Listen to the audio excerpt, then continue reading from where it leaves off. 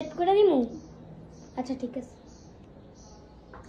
বিসমিল্লাহির রহমানির রহিম। এই যে দেখেন আমি এখানে এই চেলা শুটকি নিয়ে নিছি, এখানে রসুন নিয়ে নিছি 5-6টা, এখানে কাঁচামরিচ নিয়ে নিছি, পেঁয়াজ নিয়ে নিছি, সাজনা নিয়ে নিছি দেখেন 2-3টা, এই যে এখানে নিয়ে নিছি পেঁয়াজ পাতা আর এলো মূলা আর এলো বেগুন। তো এটা দিয়ে আমি একটা মাইখা জেখা শুটকি রান্না করব আর আলু বেগুনে 5 মিশালি তরকারি দিয়া। তো এইভাবে করে আপনারা তরকারি এই যে শুটকিটা রান্না করে খায়া দেখবেন। এভাবে করে শুটকিটা রানলে কি খুবই ভালো হয়। তো আমি পেঁয়াজ কাঁচামরিচটা ছেঁচা কাইটা নিমু। তা কীভাবে কেমনি রান্না করি কি দেখতে থাকেন। তা চলেন, এই যে এটার মধ্যে তেল দিয়ে দিছি, লবণ দিয়ে দিছি পরিমাণ মতো, এই তেলটা অল্প দিবেন। তো এই যে দেখেন আমার সেই কাঁচামরিচ পেঁয়াজ রসুন শুটকি আমি একসাথে ছেঁচা নিছি। তো ছেঁচাটা দেখায়নি, এইভাবে করে আপনারা একসাথে একটা কিছুর মধ্যে ছেঁচা নেবেন। তো এইভাবে করে ছেঁচা তারপরে ই করবেন। তো আমি অবশেষে এটা দিয়ে দিলাম, অবশেষে এটার ভিতরে দিয়ে দিলাম। তা এখন দিব আমি 1 চামচ হলুদের গুঁড়া,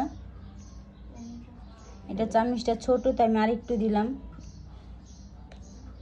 দেওয়ার পরে তো এই যে দেখেন আমি সুন্দর করে এটা হাত দা মিলাই নিতেছি। হাত দা মিলানোর পরে তো এই আমার সব কিছু কাটা রাখা এগুলো আমি সব দিয়ে মাইখা নিব। তা আপনারা শুটকিটা এইভাবে করে মাইখা, এইভাবে করে শুটকিটা মাইখা তারা আপনারা রান্না করবেন। তো এইভাবে করে শুটকিটা মাইখা রান্না করলে খুবই ভালো হয়। এই যে আমি সাজনাটা দিয়ে নিলাম।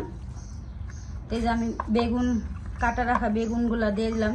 তো বেগুনটি কাইটে রাখছি মতন একটুখানি কালারটা কালচা কালচা হয়েছে, বেগুনটা ভালো। এই যে দেখেন আমি সেখানে মূলা আর পেঁয়াজ পাতা দিয়ে নিলাম।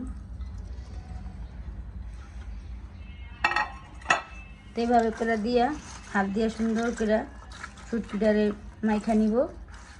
মাইখা নিলে এইভাবে করে মাইখা বসাইলে খুব ভালো হয়। এমনি করে শুটকিটা রান্না করে খায়া দেখবেন। যদি ভালো না লাগছে তাহলে এই বইন্ডারে কমেন্ট করে জানাবেন, আর ভালো লাগলে এই বইন্ডারে একটা সাবস্ক্রাইব করে দিবেন, লাইক দিয়ে দিবেন। আপনাদের পছন্দ মতো খাবারের কথা বলবেন, রেসিপি বানিয়ে দেখাবো।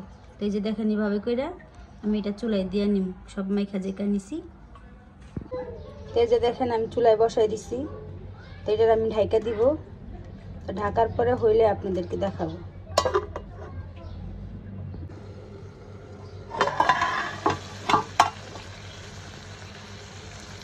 এই যে দেখেন আমার শুটকিটা অবশেষে হয়ে আছে। আর কতটুকু হইব, এরকম পানি দেয়নি, পানি ছাড়া আপনি এরকম হালকা একটু তেল দিয়া এই যেরকম পানি দিবেন না, ভালো করে মাইকটা জিনিসটা বহাই দিবেন।